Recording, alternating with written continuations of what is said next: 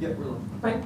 Okay. Thank you everybody for being here. I'd like to welcome everyone to the first meeting of the Tourism Advisory Committee. I'd like to remind everybody that this is advisory body to the City Council that was appointed by the City Council, and it is subject to the Brown Act. So all of this video is being filmed and streamed both on our website and YouTube, and we are available here in person and by Zoom. So I'd like to call the meeting to order at 5:01 p.m. on September 9th. And we have a new city clerk here I'd like to introduce. Anna Marie Porter has just joined us last week, so she's our new city clerk, and she'll help us out with roll call. Thank you. Congratulations and Welcome. welcome. Yes. Thank you. Member Beard, Yes. Here. Member Grenier, Here. Member Hanberg, Here. Member Jensen, Here. Member Martino, Here. Member Prescott, Yeah. Member Schallenberger. Thank you. And Cheryl Schomburg is very excited to be on the committee. She had a prior commitment, so she couldn't make it today, but you're here today because we have some pressing matters, mainly the Yule Fest, so we're holding this meeting today as an advisory to the City Council. At this point, we'd like to do the Pledge of Allegiance. If I could ask, say, Max, if you would lead us in the Pledge of Allegiance. Put your hand over your heart. I pledge allegiance to the flag of the United States of America and to the republic for which it stands, one nation, under God, indivisible, with justice for all. All right, and now since you are an official committee and subject to Brown Act, we would like to have Anna Marie lead you in taking the oath of office. Okay, if you would all stand and read this, will help you get through it. There are 2 copies, and you'll be distributing both of them.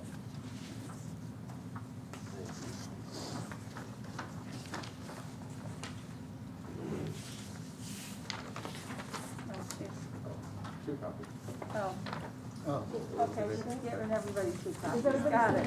Everybody gets 2 copies. Oh, yeah, that was Sign Max one, Amber. Well, here, I'll give mine to Kim then too. Oh, my gosh. We all stacked up. Okay, well, John Martino, here's I'm yours. professional all the way. Okay, so they You got have a Tim disconnected. Yeah, I had one.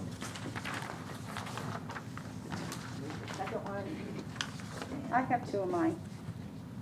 My 2 are. Thank you. I had it so perfectly. Yeah, over there. It's okay. Okay, if you would all I gave raise you your right. Kim's. This is one. Thank you. Don't be nervous. Am I a great talent? No. Okay. If you would all raise your right hand and repeat after me. I Aye. state your name. That's John it. Martino. Do solemnly affirm You solemnly affirm that I will support and defend the Constitution of the United States and the Constitution of the State of California I will support and defend the Constitution of the United States and the Constitution of the State of California against all enemies. against all enemies, foreign and domestic, Against all enemies, foreign and domestic, that I will bear true faith and allegiance to the Constitution of the United States and the Constitution of the State of California, that I will bear true faith and the allegiance to the Constitution of the United States and the Constitution of the State of California, that I take this obligation freely without any mental reservation or purpose of evasion, I take this obligation freely without any mental obligation, and that I will well and faithfully discharge the duties upon which I am about to enter. And that I will faithfully discharge the duties which I'm about to enter. So if you would sign both copies. Yeah. Thank you.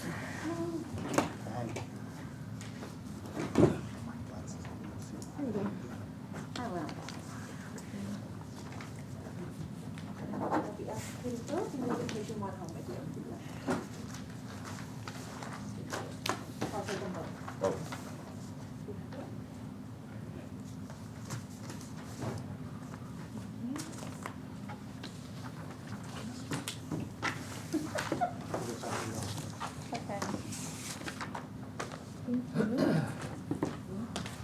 Thank you.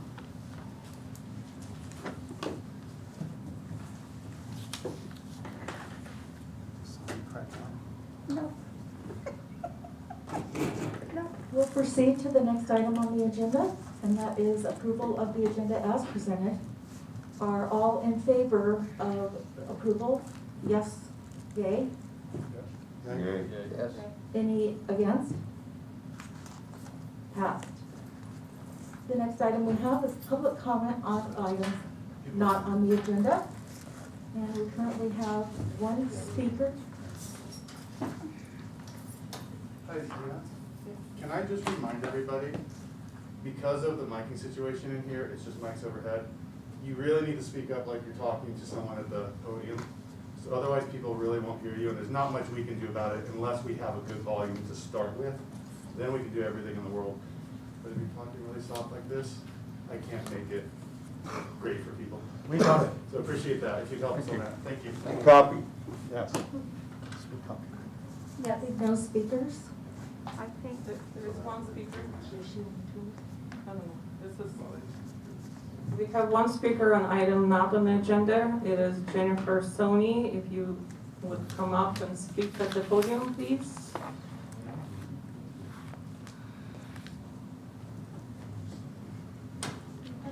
The time limit is 3 minutes. Okay, do I need to keep the mask on? Yes. Okay. Thank you. I'm Jennifer Sony, and this is in regard to the appointment of the Sylvain Tourism Committee members. And this is addressed to the Sylvain Mayor, the City Council, the City of Sylvain, and the businesses of Sylvain. Ladies and gentlemen, prior to the council meeting of August 23rd, I discussed with Tracy Beard of the Sylvain Chamber of Commerce if she believed that I should submit an application for appointment to the Sylvain Tourism Committee. Ms. Beard stated that with my 17-year experience in the Sylvain business community that I should apply and would be an asset to the committee. Mrs. Beard also stated that she applied herself. I contacted Zena Bradford and had her email me the application, and Mrs. Bradford confirmed that I had submitted an application. I believe that tourism is the most important economic sector of the Sylvain economy, and that my 17 years of business experience in Sylvain, along with other qualifications, would prove useful to the community. Presumably, the others took the same time to fill out the lengthy application for the same reason. I also believe that the council valued this committee enough to carefully review each application and prior to appointing their candidate. However, during the August 23rd council meeting, the discussion of appointees never touched on applicants' qualification in any substantive way. Instead, one council member nominated a 16-year-old high school student working as an assistant in the Sylvain Chamber of Commerce office. This nomination was immediately confirmed without any discussion of the student's lack of qualifications or the merits of other remaining applicants.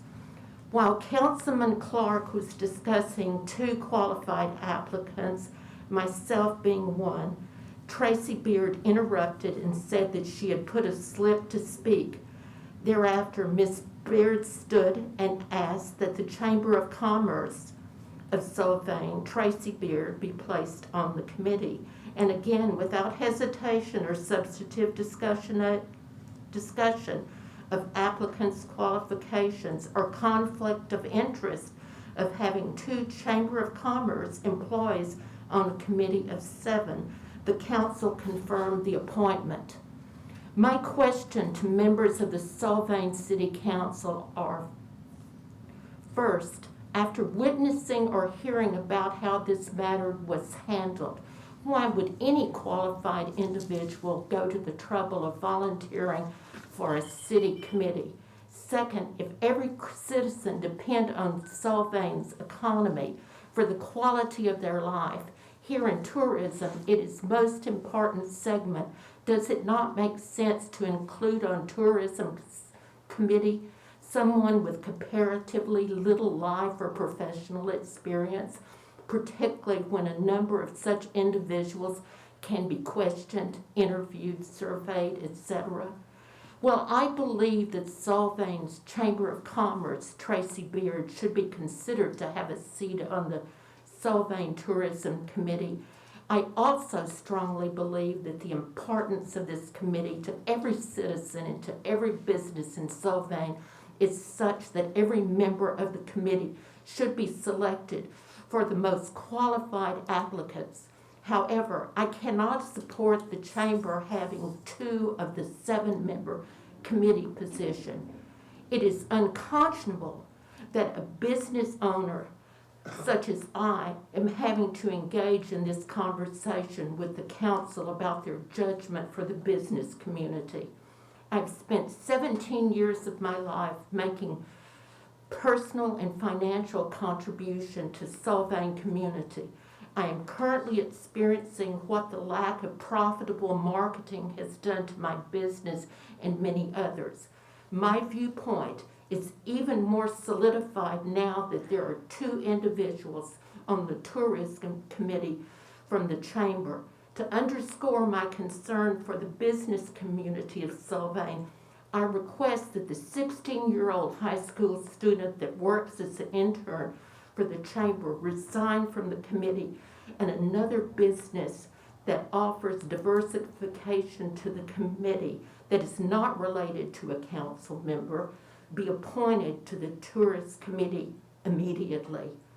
I place my concerns before the citizens of the businesses of Solvain, and I withdraw my name from further consideration. Respectfully, Jennifer Sonny. Thank you. Thank you. This is the end of the public comment. We have no other slips and requests to speak on items not on the agenda. We'll go to our business item on the agenda today, which is the Ufs event schedule and program review. Just to let you all know, because we didn't have one of the members here present today, we'll deal with some of the more administrative matters at your next meeting, such as scheduling a set schedule of meetings going forward and discussing the organization of this committee. But today, Ufs is the celebration during December that we need to start pushing out as a marketing, and we want to make sure that we have the input from your committee before we go to City Council on Monday with your input and recommendations. We are not going to be asking you for a vote today, rather we're looking for just your general direction and input on what's been prepared by the marketing consultant IDK. And IDK and the team are here today to make a presentation to you and to introduce the entire team. Scott, take it over. Thank you, City Manager. And as this is our first time, can you hear us okay? Yes. Yes. Okay, perfect. Since it's our first time coming together, and I wanted to take a few minutes to just introduce a big portion of the team, certainly not everybody that's working on solving, but I wanted to make sure that I made a point of introducing all of you to members of my team and my staff that are working day and night on the solving project. And also I wanted to express my gratitude and my thanks and my excitement to work with each and every one of you. Obviously, I wasn't able to provide any comment during the development of this tourism advisory committee, but I agree with its purpose and its formation. And as some of you on the committee know, this is something I've long advocated for. So I'm excited and honored to be reporting into this group and sharing information. So first, by way of introductions, here on Zoom, many of you know me, obviously, but for those who don't, Scott Shoemake, I'm the managing member, CEO of IDK Events, the production and experiential marketing agency assigned to work on solving. With me is Anna Sparks, who is with Stiletto PR, who is our PR subcontractor, who works on all of the PR elements for everything we're working on. I have Jamie here, who heads up our social media team, along with her colleague Leanna, who's not here at the moment. Karen Conway is our digital solutions manager. She's responsible for updates to the website and implementing all of the creative strategy that the creative team, who are not on the call today, put together. Many of you know Jacob. Jacob is the Vice President of Production and producer on the Solving Project. And then a couple of months ago, we were very honored to invite Sue Lee Clipgard, who I believe is there in the room as an account coordinator. So Sue is responsible for all of the on-the-ground data collection for us and customer service. Sue is also part of the team. So Jacob will take us through sort of our draft presentation for our Ufs plan. Since this is the first time that we've come together as a committee and as a key contractor, I wanted to make sure that we provided a very high level and very quick overview of what we're currently providing to the city of Solvang. So to that end, I will share my screen. And again, I will go through this incredibly quickly. This information has been shared with the city manager and the council as needed, but just for the purposes of this committee and to help answer any questions, just sort of a really high level overview of what we're providing. So our focus areas obviously for Solvang are ground foundations, so reestablishing and continuing to fine tune the ground foundation for Solvang, our audience storytelling, and then the harmonizing of efforts between PR marketing and tracking efforts across multiple teams and multiple agencies within Solvang. So you saw that obviously in Christmas time in 2020 when we came together with the chamber to support all of the efforts around the Christmas tree distribution. You see it in our efforts to promote the greater San Ynez Valley where we can. And so really, I've said multiple times there are four pillars to market. I believe there are four pillars to marketing Solvang. A strong regional DMO, a strong chamber representing all of the businesses, really strong recreation department representing all of the locals, and then of course a strong experiential marketing arm to give those folks that come something to do and a reason to come back. So I won't go too far into the ground foundations other than to highlight, just because you'll start to see it repeatedly. We've identified these, 7 kind of target key audiences. These are folks based on all the research that we've done that are coming, for one of 3 reasons, either seasonally, with specific tastes, or with unique needs. So on the unique needs funnel, we have families, we have pet lovers, which is a huge demographic that's exploded as a result of COVID. Everybody and their uncle has gone out and found an animal. And then of course, budget travelers for the same reason, they're traveling on a budget. And then we have travelers with specific tastes. So those are that maybe have a little bit extra disposable income that are coming on bougie explorers, art and architecture, Epicurean explorers coming to taste different things. And then obviously our seasonal travelers with Christmas. So these 7 audiences have been identified, and you'll see in the coming months as we work together, everything that we're doing is talking to one of or all of these 7 demographics. I'll skip through a lot of this just because this is detailed information for certainly another meeting, and in chatting with the city manager, I think that we'll have an opportunity to go through this at a more detailed level with everybody, as folks get their sea legs.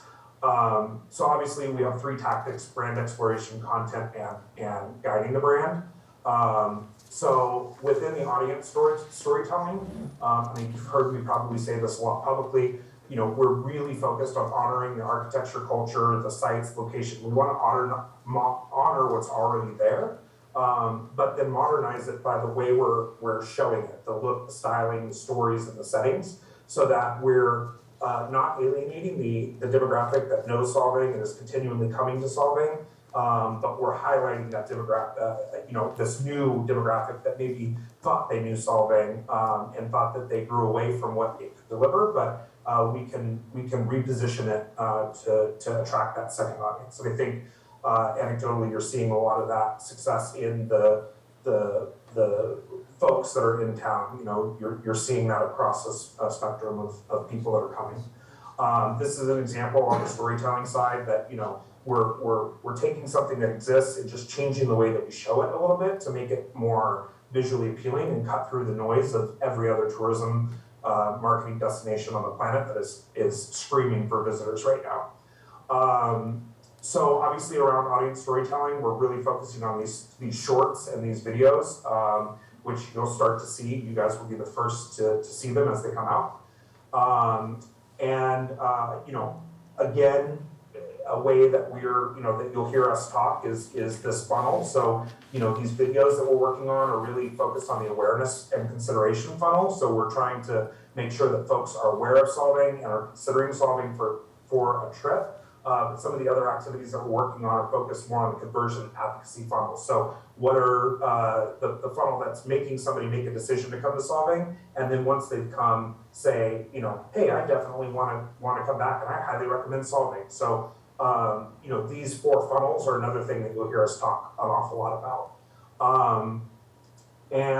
Yeah, so the current program, obviously, as I mentioned, is really focused on awareness and consideration. We have some conversion and advocacy things happening in the background that we'll go in later detail, or we'll go into more detail later today. That's pretty much all I wanted to show you on that. I want to take you through some really high-level stats just in the last year on social, and I know that it sounds like we focus a lot on social, but really that is the number one driver of in-person growth right now. This is where people are making decisions. Like in my generation, I would go to the Yellow Pages, or I would pick up a phone and call a friend. You know, this new generation, and even some of the older folks are starting to get their information digitally. So we've had over 3.5 million impressions, which is just people seeing this content, which feeds into those awareness and consideration funnels. You see 114% annualized growth rate, which is outperforming the travel industry by over 400%, which is great. About 10,000 new followers, which is, Jamie can pat herself on the back for. That's hours of chatting with people online and making sure that they're excited about us. Growth on Facebook is not as strong, about 6.5%, but still, you know, it's not a channel that we focus heavily on because we're seeing more growth through Instagram, TikTok, and Snapchat. Obviously, the content that performs really well, which, you know, I mentioned that we're seeing these 7 key demographics. The content that people like, they're voting with their clicks, they're voting with their eyeballs and telling us who they are and what they like. And so those seven groups that we identified are really coming through what type of content people are responding to. And so it's architecture, it's food, it's family, it's bougie, it's experience, and you see that across our top performing content. On the PR side, Anna is absolutely killing it. In the last year, we've got key pieces in obviously the LA Times, Forbes talking about Rembrandt, which was huge. That's obviously left as of I think last Sunday. But there's a new exhibit coming in for the Alberboy, which we're really excited about. Eater has obviously ignored solving off and on over the years, but has come back with a vengeance, really focused on some of the new restaurants that are opening and some of the new opportunities to come and taste the things that you're used to tasting and solving, but try something new and different. So that's really exciting. Obviously, the closure of Copenhagen, when that happened, generated a lot of publicity because we did that before even Santa Barbara and some of the other major metropolitan areas that started closing their streets down. So it generated a lot of conversation and consequently eyeballs. Obviously, there were some milestones this year with birthday celebrations and things we were able to get press on. There's been a couple of new hotels that have opened, and we've been able to highlight, again, not alienating the folks that want to come, but highlight, you know, new and alternate experiences, which has been great. Sorry, my dog just went nuts. And you know, again, here this speaks back to those 4 pillars that I talked about. You know, we can take things that are happening, you know, with recreation, doing the haunted house, with the chamber doing the Scarecrow Fest, and we can take and elevate those and make sure that we're talking to those 7 people and filling that awareness and consideration funnel with things that are happening outside of our direct efforts. Red Try has been great for us. Westways has been phenomenal. We, Solving has historically paid about $7,000 as part of a 3-way split with Visit SYB to get a very little chunk of a shared article between San Ynez, Buellton, and Solving. They've been doing that for a long time. We did do that again in December of last year, but later in the spring, they picked up the editorial content. So what Solving historically had to pay $6,000 for, we got for free because they were interested in the editorial content. So you can't always guarantee that, but it's an indication that the efforts that we're putting out to put new information and new and exciting content is being picked up on the editorial side, which then saves money for Solving on the marketing side long term. These are some great pieces. Again, full page ad would cost 20 grand, but because they were interested in the editorial content, we were able to get this in Locale Magazine. We've updated Palm Springs Live with some of the vaccination requirements. I mean, obviously, the world has changed 100 times over the last year, so a lot of this has changed, but we're constantly telling the story of Solving in as many different places as we can. 805 Living was another one that got us a lot of, and we can measure where these people are coming from because there's a lot of click-throughs. So we're seeing a lot of traffic from 805 Living and some of these others. The new restaurants obviously have been good for town. The concept of staycations, staying in Europe without leaving the United States, has been great. And then of course, Renee with the soccer got picked up in Denmark, and the Cake Man, which was very interesting to the gentleman from Jurassic Park. I can't remember his name. Jeff Goldblum. There you go. So there's lots of things still in the work, but I wanted to show some of those highlights from the last year. So again, not by any means in depth and certainly very high level, but I wanted to sort of share these key things just so that as we continue to meet over the coming months, you'll start to kind of see like how everything that we're presenting to you ties back in. So with that, I'll have Jacob take us through the current plan for Ufs, and then we can have an open discussion about pros and cons of Ufs. And before he does that, I will say that we've taken tons of feedback. We have plenty of data from previous years, so we've learned what works really well and what doesn't so much. So you'll see a lot of tradition in this presentation. That's a big focus for us this year is elevated tradition. So Jacob, take it away.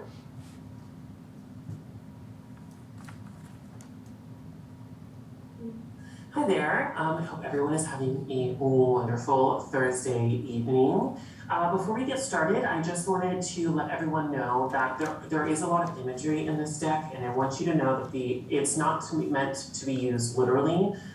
We create what are called mood boards that kind of just set the tone and the vibe of what we are trying to accomplish. But by no means are any of these literal. It's just what we're pulling inspiration from for our different activations for Yulefest. So for 2021, Yulefest runs from November 27th to January 1st, so a little bit over a month. And then let me run through these. Our 2021 Ufs Concepts. So our first concept that we're going to go over is the Solving Christmas Light Show. This concept is one that we did not push forward for approval by the City Council. We wanted to get a little bit more feedback on it before we move forward and presented it as an idea. This is based off of what we did in 2019, but scaling it back, we heard a lot of feedback that it was a little too flashy for Solving. It didn't really, it didn't support the small town feel good that we're trying to promote during the holiday season during Yulefest. And so we took that idea because it's really unique and interesting, and we did see a lot of people come and enjoy it, and kind of toned it down and wanted to give it a more small town feel. So the Solfaing Christmas Light Show will be a free-to-enjoy attraction for tourists and locals alike. To bring the holiday season to life, we will apply light projection onto an existing storefront.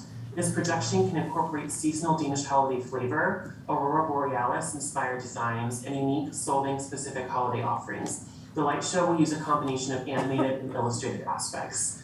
Some suggested visuals to use for the light show: a dance of the Nisa, a windmill strewn with lights, traditional Danish motifs, Christmas tree decoration, and then wrapping and unwrapping presents. So before, where we had the giant spotlights that were shooting up into the air that you can see all throughout the valley, we've taken that away. We've taken out the over-the-top loud musical elements, and so we're just going to project it onto hopefully a storefront. There will be some music to accompany that, but it will only be in a small section of town. One building that we've been looking into projecting onto is the Winston, so that people can enjoy it while watching from across the street in Solvang Park. And then here is a little bit of a mood board of what we were thinking of incorporating into the light show and kind of making it feel very Danish, very Solvang, and also Christmassy at the same time. Our next idea is Solvang Park Nordenpolen. Nordenpolen, for those of you who don't know, is North Pole in Danish. So the annual Santa meet and greet will be wrapped up in this idea. So that will be available at Solvang Park again this year. This year's theme will be Nordenpolen, transforming Solvang Park into Santa's homeland. Every Saturday of Julefest from 12 p.m. to 4 p.m., Santa will be available for pictures. The Santa meet and greet will transform Solvang Park's gazebo into Santa's workshop, which is where the photos will be taken. And then we will also have free gift wrapping available in the park with proof of purchase from a local Solvang small business. So people will just need to walk up to the table with a receipt, and they'll be able to receive free gift wrapping. Donations will be available and are strongly suggested and will be donated to a local nonprofit. That nonprofit, representatives from that nonprofit will be the ones that will be wrapping the gifts, so the donations will go directly to them. There's no middleman between there. And so next is just kind of a mood board of what we were feeling. This is really what we think, this middle picture specifically, I can zoom in a little bit more. This middle picture specifically is what we think that we can transform the gazebo in Solvang Park into. And so obviously this will be available to take pictures with Santa. We also want to make it an activation that people can enjoy during the week and on Sundays when Santa is not available. So this is what we really believe is possible, and then we will also have some lighting installations and some other extra goodies available in the park on Saturdays to really bring in that North Pole feel. Next, we have, let me go back out. Okay. Next, we have the Candlelight Tours. The annual Candlelight Tours will be offered again this Yulefest. The Candlelight Tour will be held every Saturday of Yulefest from 6 p.m. to 7 p.m.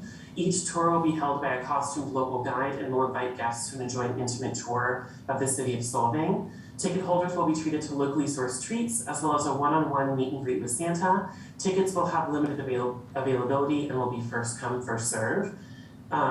In previous years, in 2019, the Candlelight Tours were limited to 25 people. Once we have a better idea of the holiday, and once we put tickets on sales, we can kind of determine how many people will be available to walk through with each tour. Here's just a mood board of what people will be experiencing during the Candlelight Tours. Next is the Solvang Christmas Market. The Christmas Market will bring the joys of an old world Christmas market to downtown Solvang. The Christmas Market will be held during the peak of the week, which is Thursday, Friday, and Saturday. And businesses will be invited to extend their hours into the evening. Each business will be included on a map that we produce, also available online and for pickup at the visitor center. We will also be styling a hugahus that will offer cozy Christmas goodies such as hot chocolate and roasted chestnuts. And carolers will sing through the streets, bringing Christmas cheer to everyone near. Our map will highlight businesses to visit for different kinds of gifts for mom, gifts for dad, gifts for kids, etc. We will also be featuring holiday specials that businesses will be offering during Yule Fest in our digital version of the map. So just to be clear, we will not be inviting outside vendors to vend. This is really just highlighting the businesses that are located on Copenhagen. So the Christmas market will be already the existing storefronts.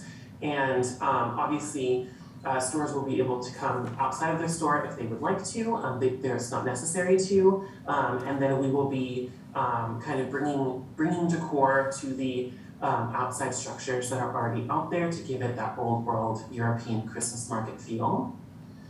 And here's a little more of a billboard. So we really wanted to highlight, because a lot of our marketing is towards those 7 groups that Scott had mentioned before, and that has been working really well for us. We kind of wanted to tackle Solving in a similar way with gift shopping and supporting our local businesses. So that's where we got the idea to make the lists of like, visit these stores for gifts for mom, visit these stores for gifts for dad, all of that information. And so we'll be working closely with the chamber and the visitor center to kind of collect all of that information and to have it readily available for locals and tourists alike. Next, we have our annual tree lighting ceremony. The annual tree lighting ceremony will be held on December 3rd, 2021 from 5 to 6:30 p.m. The tree lighting ceremony will feature our hugahus, which will move into the park during that time to offer the same offerings of hot chocolate, roasted chestnuts, any other Christmas Danish goodies that we wanna hand out. Ballerinas dancing around the Christmas tree, live entertainment, caroling, and of course the magical lighting of the tree and Solving. There's a little bit more of a mood board for that. And then one other thing that we want to bring back this year is the Nice Adventure. So for those of you who are not familiar with the Nice Adventure is a scavenger hunt that we have throughout downtown Solvang. We have participants scan a QR code. They give us their names and their emails so that we can use them for distribution lists later on in the year, and so we can target them for Yule Fest the following year. So that is all necessary to sign up, and then after they sign up, they're given the first clue, and then that clue leads them to a location in downtown Solvang. They find the QR code in Nisa, and then they scan it for the next clue, so on and so forth. And at the end, we offer them a prize. So in 2019, it was a ticket to the drone show. In 2020, it was a Yule Fest branded Stein wine glass or ornament. So we want to bring that general concept back for this year, but we want to elevate it to be a little bit more. So this year we'll be utilizing digital more than ever. The Nice Adventure, as I just explained, is a scavenger hunt throughout Solvang that encourages participants to visit landmarks and local businesses in search of the Solvang Nisa. When users scan a QR code, it will open a web page with an animated video detailing the story of the Nisa and its trip to Solvang. There will be a clue in the animation that will lead people to the next QR code location. The Nice Adventure will have a storybook look and feel, bringing joy to the whole family. So we really wanted to really capitalize on the talent that we've acquired over the past year since last Yule Fest, and really dive into their skill sets and bring Solvang something that it normally wouldn't have with the animation and the illustration. We really wanted to dive into that and put Solvang on the map for something that's really unique, really polished, and something that's beautiful for people to enjoy. So here's just a little bit of a mood board for that. And then the last concept that we have is our Skull Wine and Stein stroll. We did this in 2019, and it's been done years before. Obviously, we're a little hesitant to start selling tickets to this just because we don't know what the COVID situation will be in December. So we're gonna kind of hold this one back and see where we're gonna be before we start marketing it. Just because we know that indoor capacities are limited.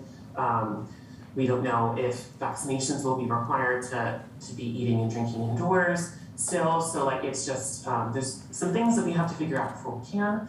But the Skull Wine and Stein Stroll is a 2-day wine and beer tasting throughout downtown Solvang. We'll be featuring wines from over 10 plus wineries and breweries while also judging the annual Glug competition. All tickets come with a complimentary wine glass and stein. A ticket to the Skull Wine and Stein Stroll is $45. Participants will be limited to 6 tastings a day, which is a total of 12 tastings over the 2 days. And then here is a little bit of a mood board with some suggestions for branding for the wine glass and for the stein. And then just because not everyone on this committee has met our entire team, here's just our creative and production team that will be specifically working on these Solvang activations. Obviously, we'll be working in conjunction with Anna and from Stiletto Marketing, and then Jamie and Liana on social media. All right, so that is what we're proposing for Yule Fest this year. Obviously, other community events that will be happening, such as the nativity pageant, we'll also help promote and we'll put on our calendar of events. But this is just specifically everything that we are producing ourselves. Thank you, Jacob. So obviously that was a boatload of information. I think the key takeaways are there's no red barn this year, so no more trees getting chopped down. There is the I think the 3 things that will likely generate the most discussion, and I'm happy to take any questions, but I think the 3 pieces that will generate the most discussion are likely the lighting activation. And Jacob, if you could take us back to slide 4 real quick. The one piece that we didn't mention, or that Jacob didn't mention, is that our in-house motion graphics designer has proposed this sort of magic experience that you're seeing on the picture on the left there. And what we can do is using, a little too far. Yeah. What we can do with using this stretched mesh material behind Commissioner Hamburg's building, we can stretch this mesh fabric and use a series of projectors to actually recreate the Aurora Borealis effect in a less over-the-top way than we did with the light show, but would certainly be something that folks who have come for the light activation in Paso Robles, or who have come for the traditional Christmas display in Cambria, we can pull those folks down into Solvang and extend their trip a little bit longer by offering this kind of wow moment that you wouldn't otherwise expect. So it's a bit of production magic to do this, but it's invisible during the day. This mesh, it's very fine mesh, and it's really, if you've watched any of like when they reanimate Michael Jackson from the dead for a concert, that's what they're using, this hologram material, which is what this mesh is, and it's what Disney uses for some of their activations in the park as well. But this is another concept that we considered, and it may be too over the top for Solvang, but we think that it can be that signature piece that runs every day of the week for a few hours, that really highlights and encourages folks to come and fills that very last funnel, which is that piece where people are talking about Solvang. So they're encouraging future trips by coming back and being like, oh my gosh, I saw this over the top, amazing thing. So with Yule Fest, we can really fill each of those 5 funnels, and we think that this is the one that's going to fill that last funnel in the best way and give us a lot of organic earned media and viral marketing dollars that we otherwise wouldn't get. So this is another piece that we didn't talk much about. And then the Hygehus in on Copenhagen Street. Obviously we don't want to alienate any of the other businesses, but we also want to respect, and feedback we got through multiple surveys in the past is that folks on Copenhagen Street are paying higher rent than they would pay elsewhere in Solvang, and so they would be less willing to allow us to bring folks from other parts of Solvang in, for that Christmas market. So instead, we want to highlight, the things when you close your eyes and you think of of a European Christmas market. You could smell the chestnuts roasting, and you could smell the mulled wine, and you can, hear the music and feel that crispness in the air. And while we can't control the weather, we can control those other senses, and that's our goal with the Hygge Hus. So I will happily answer any questions. Jacob, you can stop sharing so I can see everybody. Thank you, IDK and the team, and I would like to just remind all the committee members that to speak clearly, you're basically speaking to that mic right there on the top. If you can take one person at a time as we go with your comments or your questions, and we'll open it up for any questions you have for the consultant, then take any public comment, although I don't have any public comment slips, and then just continue with your comments. So if you have any questions. Yeah, what happened to the drone show? You can't pull that off? We can. It's something that I thought the feedback that we got after Ufs in 2019 was that the locals didn't love the concept. It's certainly something we'd be willing to do. I personally loved it. I think that it was relatively, it essentially paid for itself. So it's certainly something that can be done, but when we sort of started from the beginning this year, we left that out intentionally because we thought that the feedback we'd gotten before was that the public wasn't interested in that. But I would personally be quite happy to see the drone show come back, and we do have a multi-year exclusivity on Christmas drone shows south of Bakersfield in California. Then too, did we miss a page on this? Jacob had a page in the beginning that I didn't see on this. Yeah. We didn't include that in the presentation that we shared, outside of this meeting. Not that we're trying to hide anything, we just didn't want to spur unnecessary confusion around some of those concepts without having an opportunity to explain them. And then I think you spoke of bringing other vendors in from outside, from other parts of Solvang. I think you absolutely need to do that. You mentioned the rent deal, but I think it's only fair that we offer people from the other end of town and other shops that are not on Copenhagen the ability to set up. That's my opinion on that. Great, thank you. I hear your the rent deal, but I think in all fairness, it would be fair for everybody if we let anybody in Solvang set up on that market. My thoughts. Thank you for that feedback. Some general feedback we got in 2019 when we were also exploring a Christmas market idea is that a lot of stores, it was prohibitively expensive to set up another location, and it was expensive staffing wise. So I would definitely, we are definitely willing to explore that idea. That's just the feedback we got last time we suggested something similar. But we'll definitely reach back out and see if things have changed for 2021. I'm sure that it is prohibitively expensive, but I still think it needs to be offered to them myself.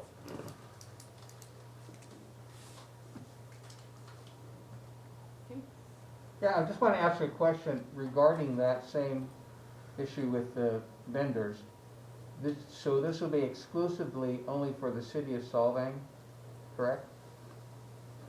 What are you referring to? I'm sorry. As far as other businesses within the city limits would be the only ones to be able to have vendors beyond Copenhagen, if we were to do that, right? There would be no one outside.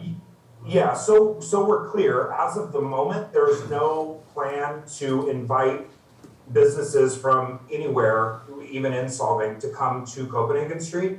What we would ask is that we would create these Hygge Hus and either staff them with local chocolate shops or local coffee shops to create those smells and those tastes and things that you can't find in Europe, but we would not necessarily create a retail environment. We would create the traditional market by creating wrapping a brand around the existing infrastructure that's in Solvang and working with the chamber, as I know the chamber tried to do in 2020, and we certainly tried to do in 2019 with them, trying to encourage all of those businesses to stay open a little bit later, specifically Thursday through Saturday, because there's an awful lot of folks that are staying overnight, especially on Friday. They're driving up after work, and, you know, or after dinner when they're a little liquored up and want to go shopping and there's no place for them to go. So as of this moment, we hadn't considered opening it up to any vendors of any kind. Max's suggestion, it sounds like, is that we should offer it, and in no case would we propose offering it anything outside of the city of Solvang.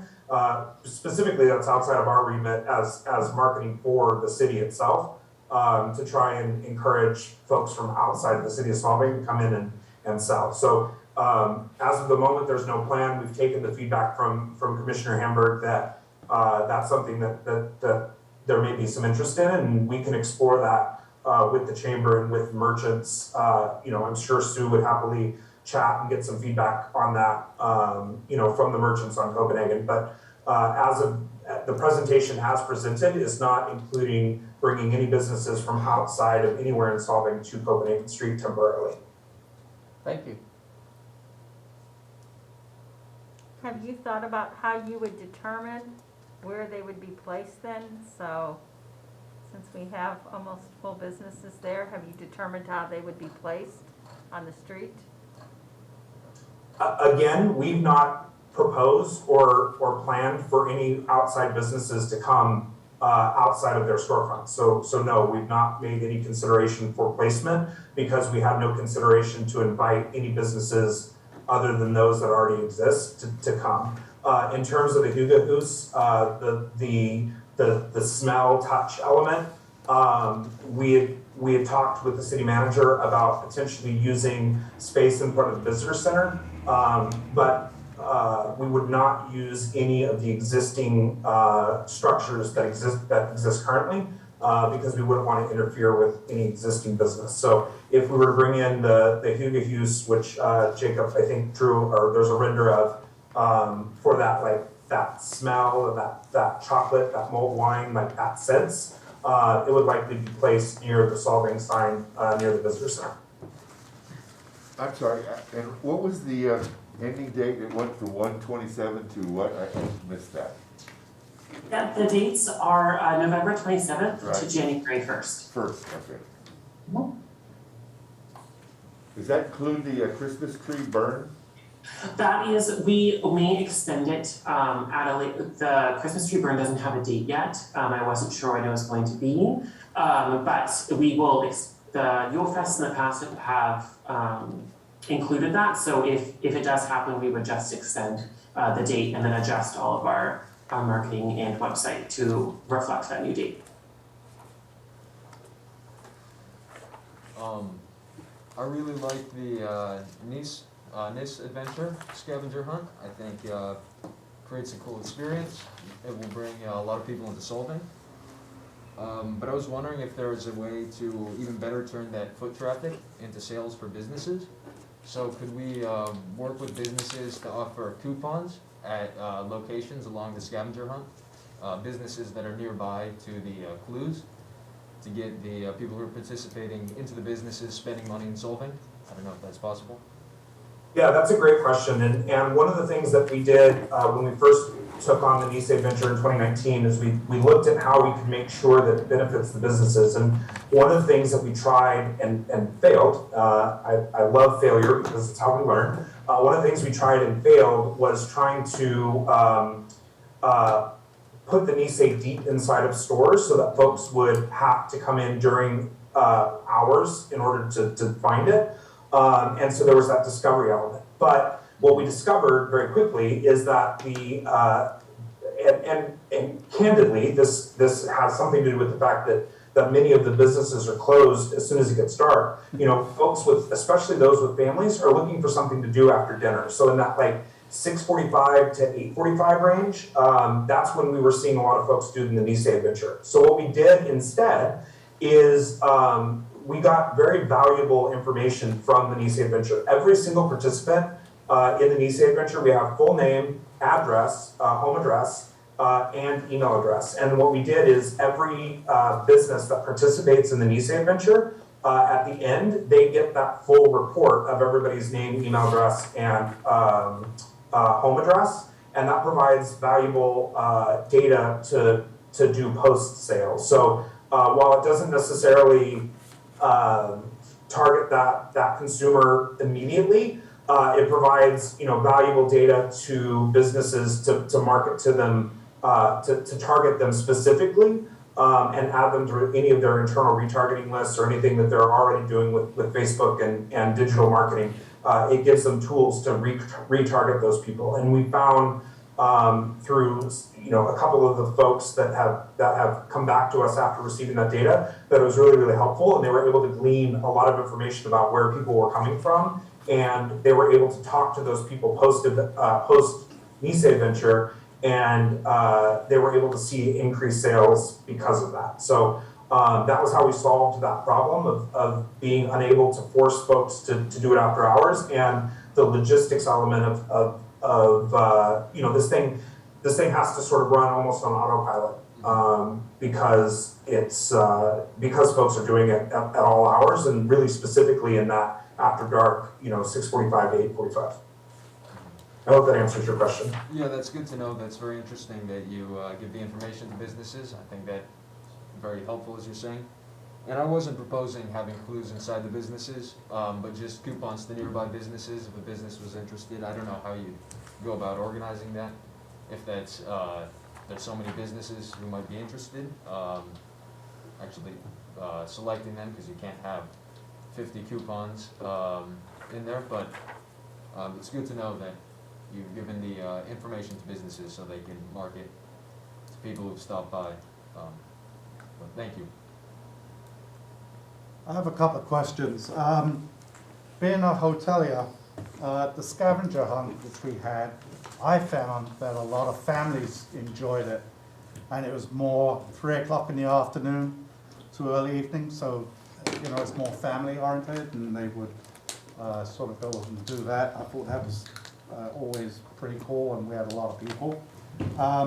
I actually like the color show with the mesh. I think that's a nice, smaller version, and I think it's very classy. That's just my personal opinion. I do think we have some really hard decisions to make on Copenhagen, because some have put down that they pay higher rents. So it's going to be, is it just Copenhagen and those stores, or do we go to the other businesses outside? And I think that has to be thought out really carefully, because we go rushing into it and decide it's all Solvay. I think we're going to get a lot of pushback. If we just do Copenhagen, could also get a lot of pushback. So there needs to be a really good, I think, a meeting just on that to make sure we don't alienate all kinds of people, which I've seen before. And the last thing I have is, I have two things. I think what's important, I never liked the skull where it was just beer and so people got so intoxicated, but this is a very much, even though we got families, even though we got the evenings, it's very cold, I think they almost could be like you were saying about coupons, something where they can get a glass of wine or something like that for the grown-ups. This is a wine tasting area. 90% of my visitors are coming here to wine taste, so incorporate that. That's what I think. And the last thing I have, and I'm not being, I always ask the stupid questions, sorry, but is there a budget for this? Do we decide and then go to the council and say, well, we're going to do this, this, this, and then we have a budget for it? Or do we have a budget at the beginning? Or is that just, I don't know. Where I come from, my boss always says you need a budget. Yeah, no, you asked the excellent question, and we always have a budget before we start thinking. Otherwise, our creative team would, end up with a drone show every night, and it would be free to the public and all the things that everybody wants, but we can't afford. So our contract for the 6 months beginning July 1st through December 31st obligates us to do Yule Fest, and we allocated a percentage of our contract fee, which I believe, Zena can fact check me, I believe it's $70,000 of our fee is allocated towards Yule Fest and towards these activations. And then any events that are ticketed, that revenue goes to pay for that event, and then the surplus goes to the city to reimburse them for their overall marketing spend for the period. I'll just add to that on budget, really did clarify a lot in the 6 months contract as to how much is allocated to what activities. So yes, I believe it's 71,000 for the events, and if something like the drone show was considered, that would be a ticketed event that we would hope to be self-sufficient to cover for that, and any additional proceeds would belong to the city. It's good to know. Yeah, and then, just so, we're, not to put too fine a point on it, but since this is y'all's responsibility now, if you look at the way our contract's set up, our actual fees for our staff and our time and the team's time and stuff is only about $35,000 to $40,000, and then the rest of the spend goes back into actually doing the stuff. So, of the total contract, the majority of it is actually spent on these activations and things, not on overhead or staff time. It actually sounds like 50% to me, but that's fine. So I couldn't hear you, I'm sorry. I said it sounds like 50% to me, but. No, the entire contract, just to be clear, is $300,000 for the 6 months. Okay. And within that, there's different tasks for indicated. Yeah. Bring back the drone show. Yeah. I think Tracy has her hand up. Yeah, I do have something, and I'm gonna play on Barry and kind of play devil's advocate here. I know most of our businesses did not like the Skull wine. It was too many drunks. It was too much all day, and it's costing $3.75. There was a lot of asking, maybe not before you came in previous years, to donate wine. That I think that it should be up. I think you can get $55 to $75 for that and get a better clientele base for that. I would say that would be one of my questions, to look at raising the price, because, we don't want people just coming here drinking. It's hard on the restaurants, it's hard on the businesses that do have to participate. It's a nice event, but it just turned into a really bad event. It's got a bad taste in a lot of the businesses. That's all. Yeah, shocking to probably nobody. I agree with you wholeheartedly. That we didn't particularly love the event either. It was something that was made in that very first year, 2019. It seemed like that was something that was really important at the time. And I think that candidly, it shocked me. I was like, so wait, let me make sure I understand this. So the marketing agency, I don't care who it was, is going to charge $45 a ticket. They're going to put that money in their pocket, and then all of these wineries are going to provide the product for free. Like, I mean, great, sign me up. That sounds amazing, but I didn't see the benefit. And then when I personally worked that check-in booth for that event, and there were folks who were already completely blasted by the time they got there. I mean, they were wearing a thing around their neck. They were all in ugly Christmas sweater. I mean, I liked the camaraderie, but it was very clear that they were coming with the sole intention of getting completely wasted. And a lot of those folks were unhappy with some of the changes that we made to curb that year. So I completely agree with you. I believe that an opportunity to increase prices is probably there. And I think that a conversation, and I began this conversation last year with a member of the board of the chamber who owns a winery. We began this conversation about some of the warts on that program and what we could do to alleviate them. So I completely agree with you. I think the Skull Wine and Stein stroll can be rethought. And to Barry's point, no matter what we do, we're going to upset somebody, right? Like, so the attendees who have been coming forever that just want to get drunk or to complain that it's too expensive or that it's too, that we've changed it too much, and the folks that, some of the wineries would maybe be upset if we change it too much. So it's absolutely right for a reboot, and I'm perfectly happy to go back to the drawing board and rethink that event. I agree with what you and Barry are saying about it.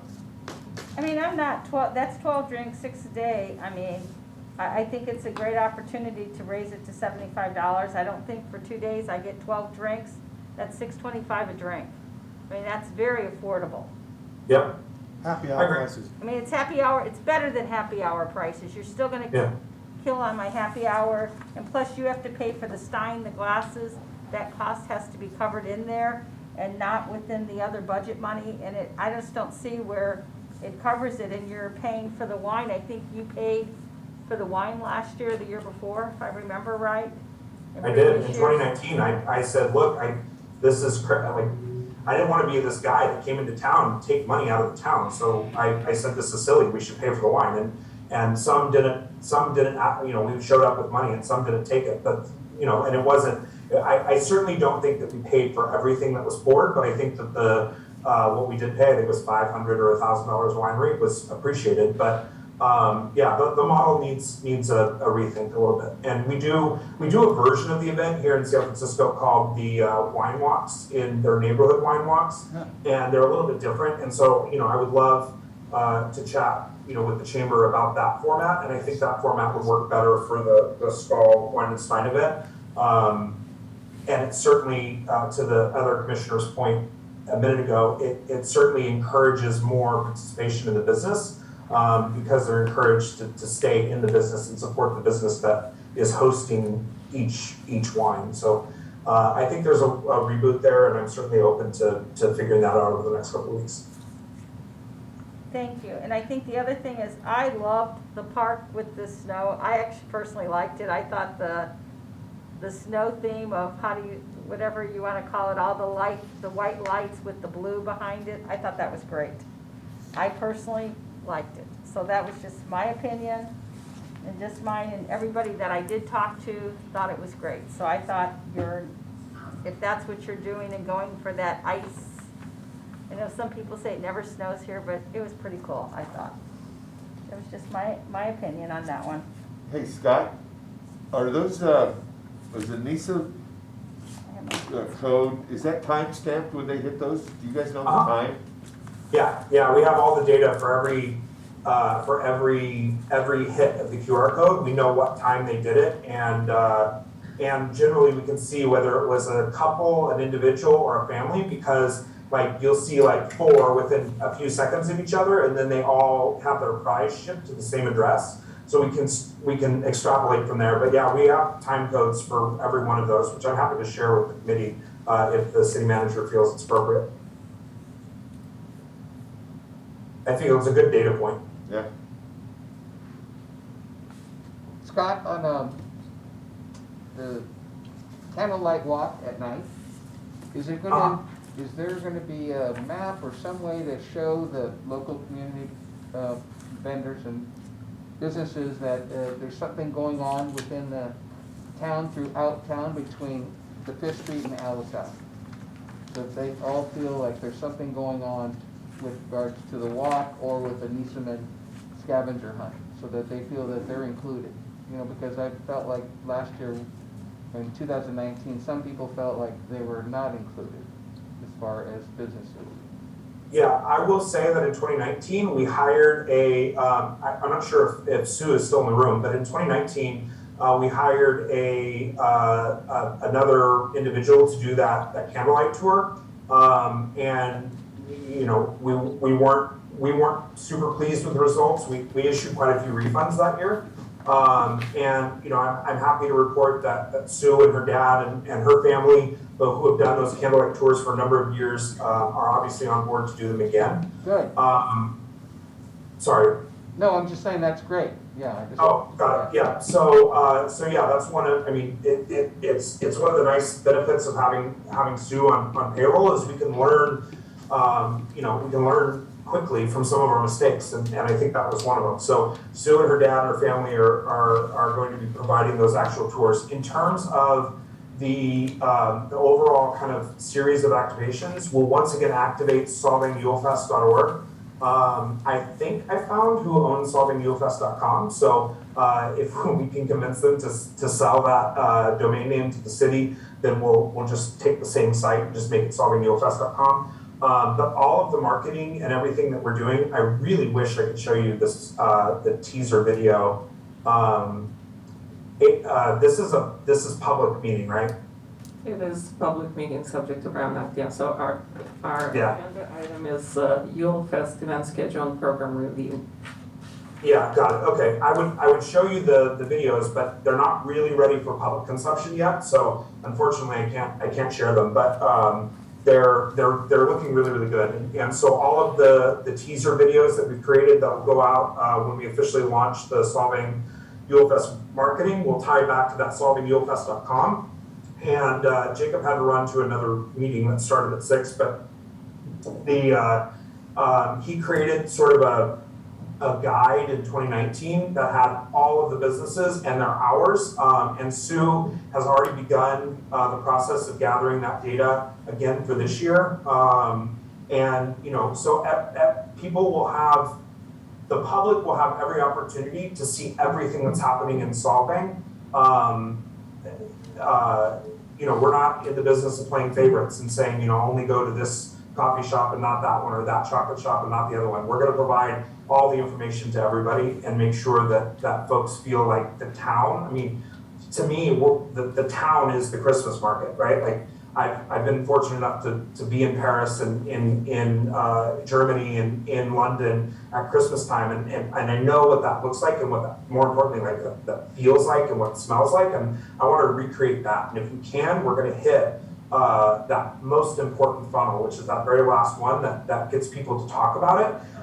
You probably saw this with the light show, which I know is not super popular on Copenhagen, but the first 2 or 3 nights, nobody cared. By the end, there were like hundreds and hundreds of people out there at 8 o'clock at night watching these lights go and dancing with their kids in the street.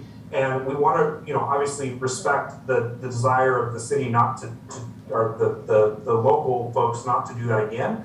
But its objective was to get people to prove to this town that we can get people out in Solving after 7 o'clock at night.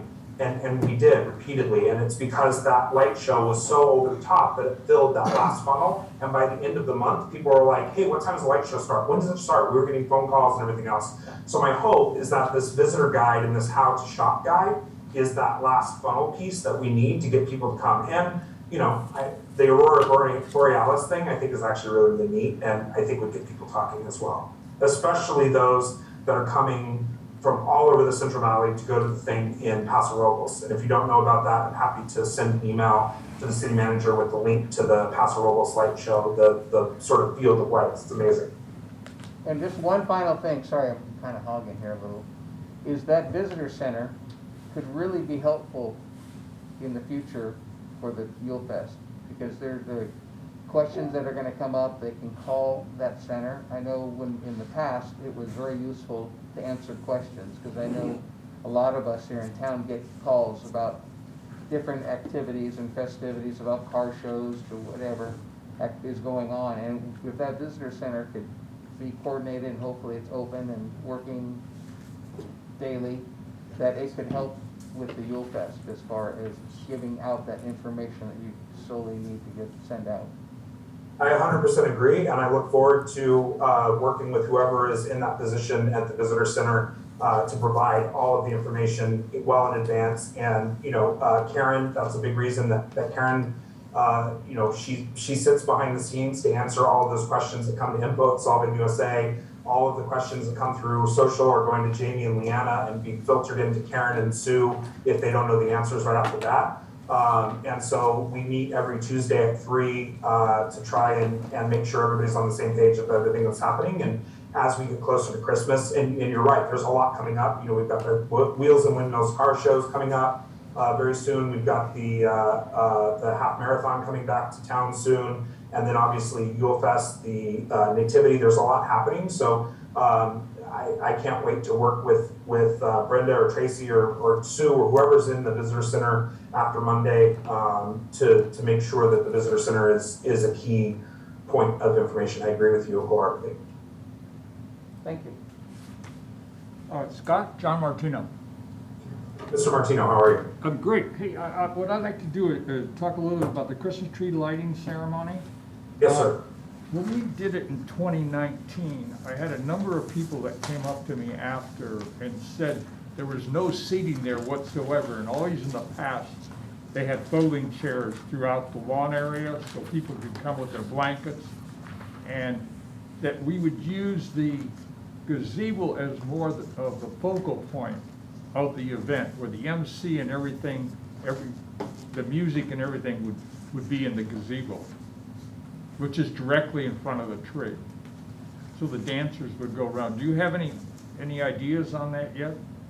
Yeah, so I see Sue, so I know she's in the room. So Sue had mentioned that the longtime producer is possibly interested in subcontracting with us, so we would work with them since they've worked with the event for a number of years and know some of the ins and outs. I will say that I personally was the one that made the decision not to have the chairs, and it's because I don't know if you remember or not, but that day it rained pretty heavily in the morning, and the chairs were just sinking down into the grass. And I spoke with the parks manager at the time, and I made the decision not to put the chairs in the grass, because I was worried that we would end up with a destroyed park that we knew that needed to be okay for a little bit longer.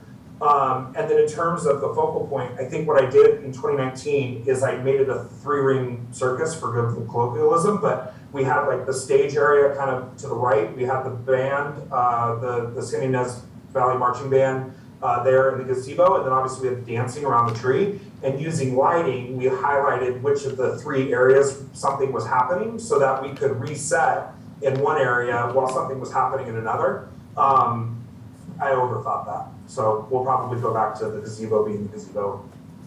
Okay, thank you. I was wondering if we could create a specific night or nights within Ulfest for young people. We can market it through schools, also through social media, and just bringing a lot of young people in, I think would make it more fun. Just seeing lots of people not only going with your friends, but just recognizing people all around, maybe catering music towards young people, and creating a really fun event that'll not only bring young people to Solving for that night, but we'll bring them back because they'll enjoy the experience. They'll come back to a restaurant, to a business that they enjoyed. I don't know if that's a possibility. Yeah, we looked at one of the ideas that came up on our whiteboard session a couple of months ago when we first started talking about this, was the idea of doing a silent disco in the park one night for the youth, which we define in our world as anybody 25 and younger. And so we talked about the idea of doing a silent disco, and we excluded it again because we were trying to focus on more traditional elements of Ulfest, because we're tagged quite a bit publicly, which obviously this is why I've so long wanted this group, because you are representatives of the community. So really you're helping us sort of stand up to some of the criticism. But one of the things that we've heard repeatedly over and over and over again is, well, people come here because they know what they're getting. It's old timey. It's slow. It's family. It's this. And so we excluded the idea of doing a silent disco because we wanted the package overall this year to feel a little bit more. A little more traditional, with those surprise elements like the Aurora Borealis that you could see from all over town, and then the animated show that our motion graphics guy would design. If this is something the commission desires, I'm not opposed to spinning up a silent disco again. Our partner is Leah Bentz that we use for production. Certainly has experience in that, and would be very happy, I believe, to execute something like that. What's a silent disco? It's really cool. You grab a DJ, you put him up on the booth, but instead of plugging the DJ gear into speakers, you plug it into a wireless transmitter, and then you give all the people headphones. And so you just walk by and you look at all these crazy people,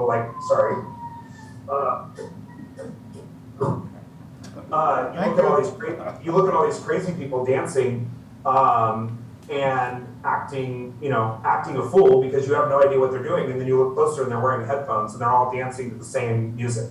So it's a way to have like a really fun party without annoying the neighbors. It's a very creative idea, and if people are opposed to it because it's not Danish, I think you can have a night for young people and still preserve the Danish traditions. Just marketing something as a specific event for young people will it'll make it clear to young people that this is for them too. It's not just for it'll make it clear for them. I think if you market it through schools, you'll get it spread through word of mouth too on social media. You can create a really fun event, like some of the dances that I'm not exactly sure who organizes them. I don't know if it's Parks and Rec, but at the Vets Hall, an event that is similar in the scope, but isn't necessarily a dance. It's just bringing lots of young people together. I think could be a good thing.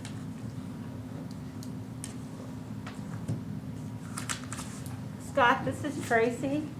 Have you thought about putting a stage up on Copenhagen when you're looking at, I'm gonna just try to say it like this is quick, looking at the Max's tower where the big, oh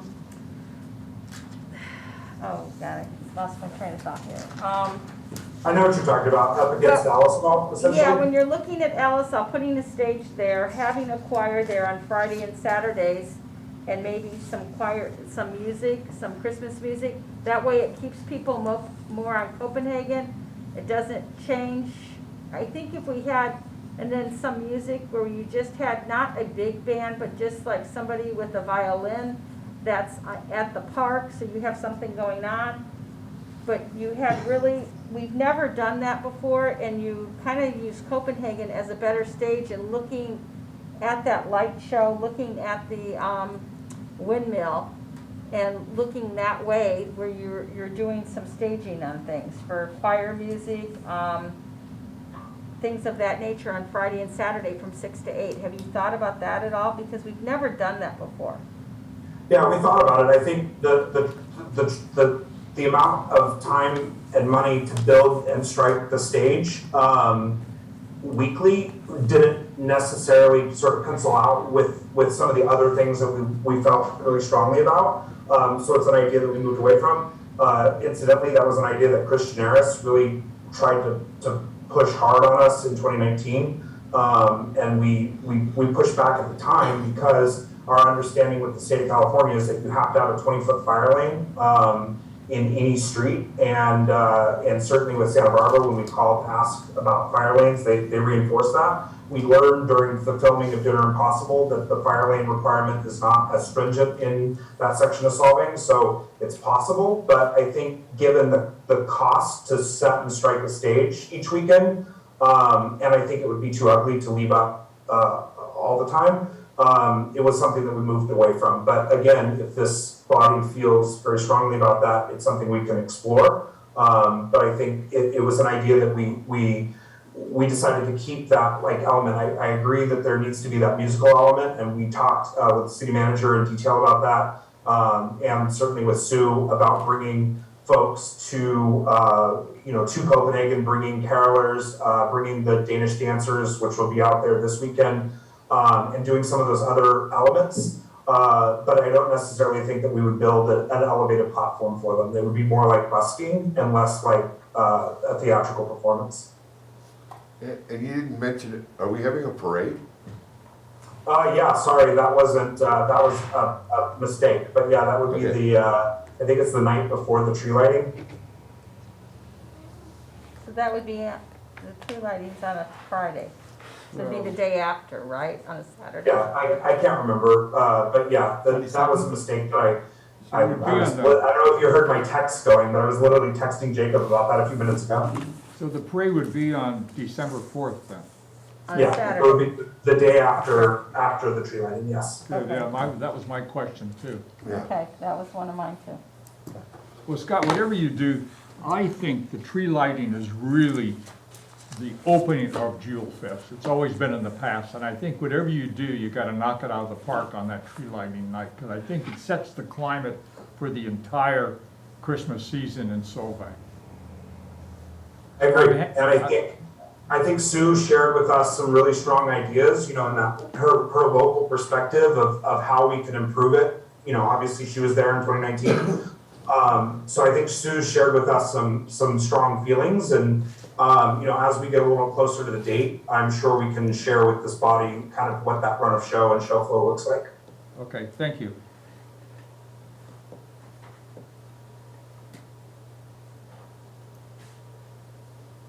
Done.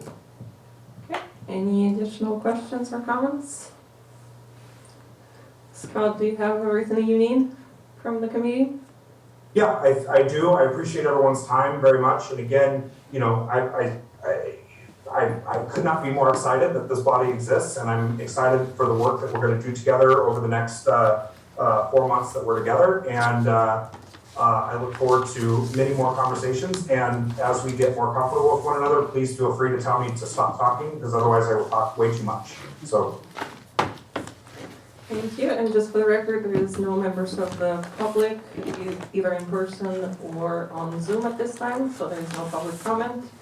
We have just a couple more organizational type of items on the agenda, so we'll go to item 3. Thank you, Scott. May I leave?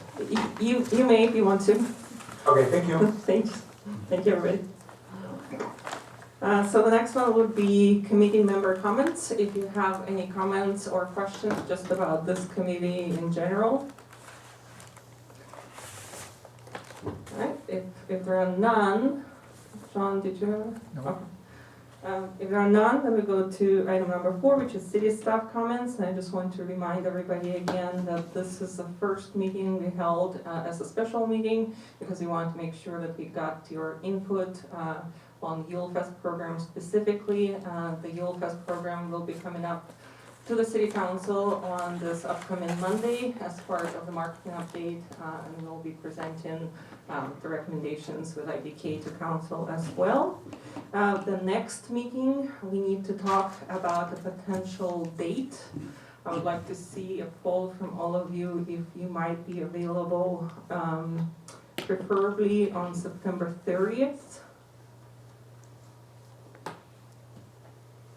And we can be available during the day or in the evening. We probably want to stick to something more or less consistent for public to be able to follow us. We have a mixer that on the 30th we do at McLean Winery, the Chamber does. Okay. How about October 5th? October 5th? Yes. That's a Friday? Oh, No, sorry, I that's forgot. Tuesday. Tuesday. At the Gold Coast. Yeah, 2 of us are meeting Oh, for, Vikings. So, but and that starts at what time? first one was 4:30 to us. Okay. Going back to September 30th, what about Tracy, can we meet earlier, or do you have to meet at 5? We can meet earlier, yes. Yeah, Tracy, your It mixer starts isn't 5 to until. 7, so I'm Pardon fine me? in the daytime. It's Yeah. mine is 5 to 7, I'm fine in the daytime. I'm okay with that. Do something For earlier. the Can we do it in the 29th. morning? Yeah. Okay. Yeah, mornings, that would be. Yeah, Morning. that's Okay, right. mornings would be preferred. The I, 30th. We have one sorry, close to yeah, the, Well, yeah, right then. It's gonna be tough to get everybody all the time, but right. Well, it's the 7 members we'll try. I mean, I would like to really get everybody for the next one, because I'd like to have a conversation with this committee about how you function as a body, Right. and also set your schedule going forward. What So- about the 29th and like at 5 o'clock, the 29th of, September? I can do the 29th at 5 o'clock. That's a Wednesday. Yeah, I'm just trying to meet everybody, I'm just trying to put out some dates or something. Or could the 28th work? I'm sorry, I have a cross-country meet on the 29th. I'm just looking, I'm sorry, Jenna. The 28th, Yeah, we have a I GPAC. we have a GPAC, and that's Oh, 15 GPAC, yeah. members. Yeah, Uh, okay. So we can't do September the 30th at 9 o'clock in the morning?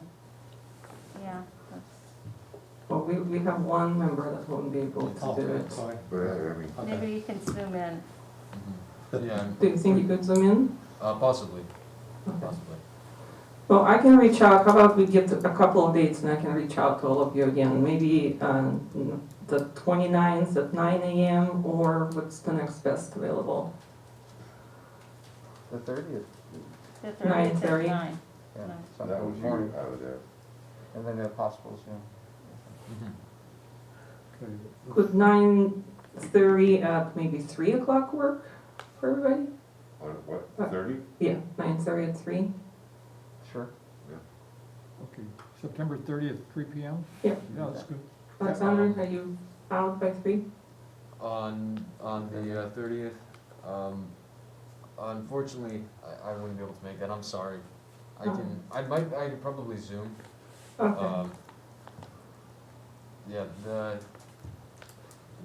night meetings, but 30th works. 30th at 3? Is it just gonna be like an hour and a half or two?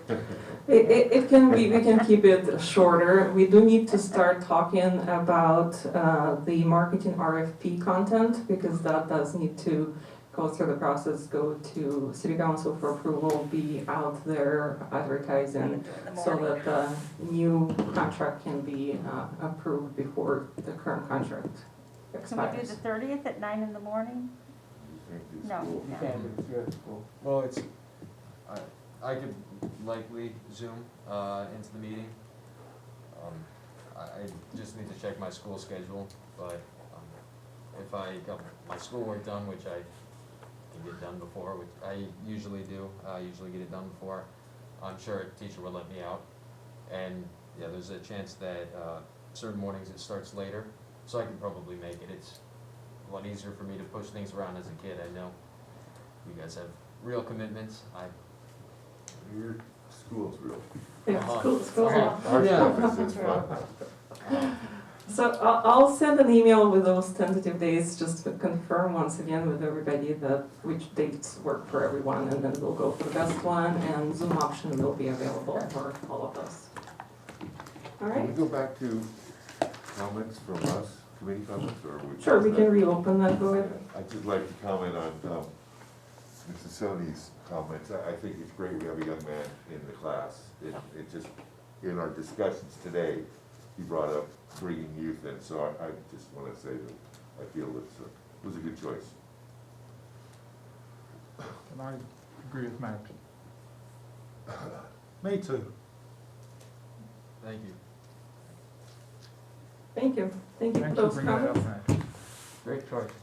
And with that, unless there's any other questions or comments, we would be ready to adjourn the meeting. The meeting is adjourned at 6:33 PM. Thank you. Not bad. Okay.